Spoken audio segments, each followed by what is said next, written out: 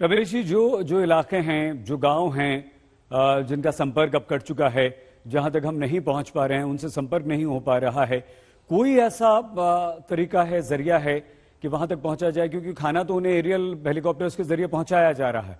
कोई संपर्क हो पाया है? वहां से कोई जानकारी मिल पाई है? वहां कितना नुकसान हुआ है? वहां के लोग इस समय कैसे हैं? उनकी क्या स्थिति है?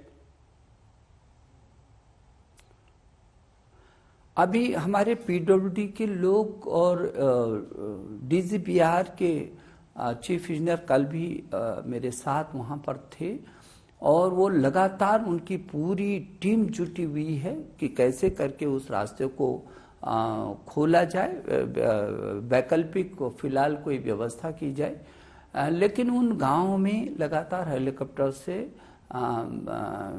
खाद्यान्न भेजा जा रहा है।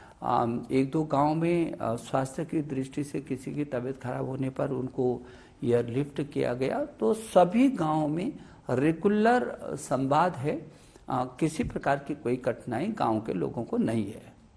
जी, ये ऋषिगंगा और धौली से तपोवन जो प्रोजेक्ट है, जहां पर दो प्रोजेक्ट चल रहे थे रमेश जी, वो उसकी दूरी भी काफी दूर है, लगभग 6 किलोमीटर।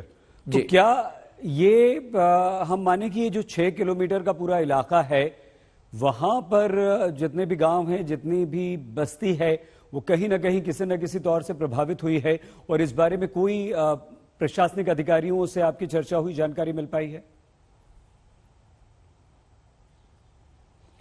नहीं, मैं तो आप जानते हैं मैं वहाँ का मुख्यमंत्री भी रहा हूँ और वो क्षेत्र मेरा बहुत पहले से उसका मैंने चप्पा चप्पा छाना है। जो ये जिस तरीके से वो ऋषिगंगा वो प्रोजेक्ट बहता हुआ आया है, तो वहाँ से लेकर के जो नीचे जहाँ पर 520 मेगावाट बिजली का जो प्रोजेक्ट एनटीपीसी का है, वहाँ ऊपर तो गांव हैं अगल बगल, लेकिन ऊपर है तो ये गांव को क्षति नहीं पहुंचा पाए। खेतों को तो बाहर ले गया, लेकिन गांव की जो क्षति है, जो जन क्षति है, वो क्षति नहीं हुई। बकरियां लगभग 150-200 पशु भी बहे हैं, बकरियां भी बही हैं, लेकिन उन नीचे आने वाले जो गांव है वहाँ और उसके तपोवन के बीच, वहाँ गांव के लोगों की क्षति जो इन स्थानों पर जो थे वहाँ क्षति हुई है। जो तपोवन में उस स्थान पर कार्यरत थे या जो लोग यहाँ पर थे, जिसमें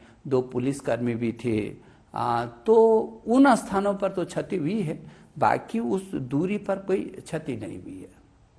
ये अच्छी बात है, क्योंकि आपने कहा, और जाहिर सी बात है, आप मुख्यमंत्री भी रहे लंबे समय तक और वहां का प्रतिनिधित्व सांसद के तौर पर भी करते रहे। आपका देखा भला इलाका है। जो हम दूर बैठकर, दिल्ली में बैठकर इस बात को नहीं समझ पा रहे हैं, नदी का जो बहाव आया ग्लेशियर टूटने के बाद, जो सारा पानी बहुत तेज वेग के साथ नदी में गया और वो बही, तो सिर्फ वही आसपास नुकसान हुआ है? क्या इस नदी के पूरे रास्ते में रमेश जी कुछ गांव पड़ते हैं, या वो सारे ऊपर हैं, वो सुरक्षित हैं? ये हमारे लिए राहत की बात।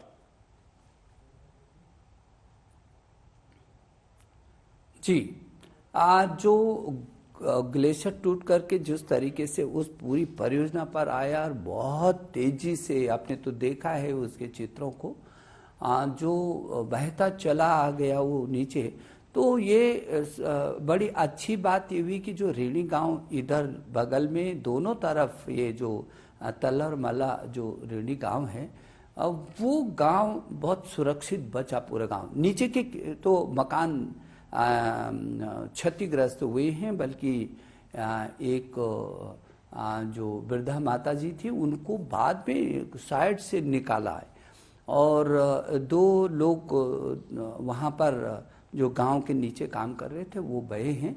लेकिन ये दोनों गांव जो उसके ठीक शीर्ष पर थे, उसी ऋषिगंगा उसी गांव के से जुड़ी हुई जो ये परियोजना थी, तो ये जो गांव तो बचे हैं, लेकिन जो नीचे का जो खेत थे, जो आसपास की जो चीज़ें थी, वो तो स्वाभाविक ही है कि वो बहेंगी। उस पूरे वो तो बहुत ही नीचे तक आप कल्पना कर सकते हैं कि किस तरीके से वो बरसात रहती तो शायद बहुत बड़ी क्षति होती, लेकिन वो नीचे आते आते वो बैठता चला गया मलबा, और इसलिए नीचे तक जो गौचर है, जो चमोली है, जो इधर पीपल कोटी है, इस क्षेत्र में वो उतनी क्षति नहीं कर पाया फिर।